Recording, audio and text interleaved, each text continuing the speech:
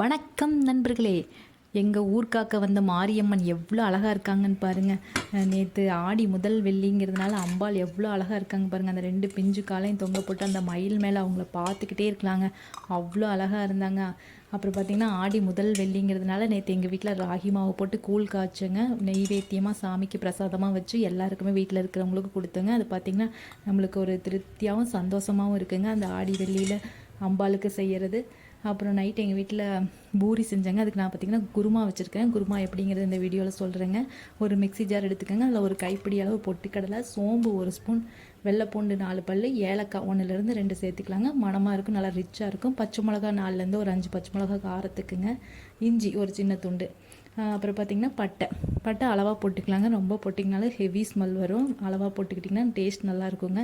அப்புறம் பார்த்திங்கன்னா தேங்காய் வந்து ஒரு அரை முடியில் பாதி போட்டு நல்லா திருவி போட்டு நல்லா பேஸ்ட்டாக நல்லா அரைச்சிக்கோணுங்க. அரைச்சி வச்சுட்டு அப்புறம் பார்த்திங்கன்னா நான் இப்போ உருளைக்கிழங்கு நல்லா வேக வச்சு அதையும் தோலை உரிச்சிட்டேங்க.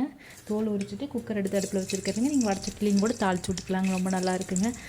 ஒரு 2 ஸ்பூன் கடலெண்ணெய் ஊற்றிட்டு கடுகு, உளுத்தம்பருப்பு, கருவேப்பிலை, வரமிளகா, வெங்காயம், தக்காளி எல்லாம் போட்டு நல்லா தாளிச்சுக்கோங்க. பார்த்திங்கன்னா காற்று பார்த்திங்கன்னா பச்சை மிளகாயின்னு வரமிளகாயின்னு சேர்த்திருக்கேனுங்க. அதுவே நல்லாவும் இருக்குங்க, உடம்புக்கும் நல்லதுங்க. மிளகாத்தூள் எல்லாம் போடலிங்க. இதெல்லாம் போட்டு நல்லா வணக்கிக்கோணுங்க. அப்புறம் மஞ்சத்தூள் போட்டுக்கலாங்க. உங்களுக்கு குருமா வெள்ளை கலரில் வேணும்னா மஞ்சத்தூள் போடலின்னா வெள்ளை குருமாவாக இருக்குங்க.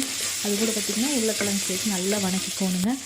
உருளைக்கிழங்கு போட்டுட்டு அப்புறம் பெருங்காயத்தூள் கொஞ்சம் சேர்த்துக்கோணுங்க. கேஸ் இருக்காதுங்க. அப்புறம் பார்த்திங்கன்னா உப்பு தேவையான அளவு இது கூடயே போட்டுருணுங்க. அப்புறம் அரைச்சி வச்ச தேங்காய், கடலை பேஸ்ட்டையும் ஊற்றி உங்களுக்கு குருமா எந்த அளவுக்கு வேணுமோ அந்தளவுக்கு தண்ணி ஊற்றிக்கலாங்க. கெட்டியாக வேணுன்னா தண்ணி அளவாக வச்சுக்கோங்க. நான் பார்த்திங்கன்னா நீங்கள் மீடியமாக வச்சுருக்கேனுங்க. இது 4 பேர் தாராளமாக சாப்பிட்லாங்க. நல்லா இருக்குங்க. இந்த மாதிரி செஞ்சு பாருங்க நண்பர்களே. வீட்டில் இருக்கிறத வச்சு எளிமையாக நீங்கள் உருளைக்கிழங்கே போடாமல் கூட தக்காளி வெங்காயம் வணக்கி விட்டும் செய்யலாங்க. அது ஒரு டேஸ்ட்டாக இருக்குங்க, நல்லா இருக்குங்க.